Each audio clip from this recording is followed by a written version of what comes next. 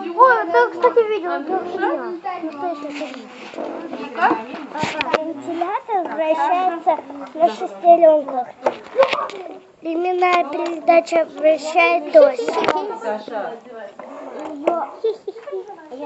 Временную передачу можно и восьмеркой, и не восьмеркой надевать. Вот так, если вращать вправо, будет влево вращаться, а если влево, то вправо будет вращаться.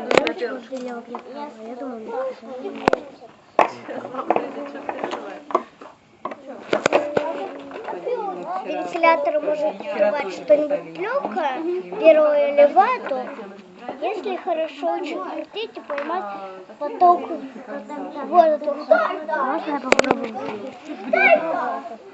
Даша хотела играть, да, это все разбираем, кладем вот сюда.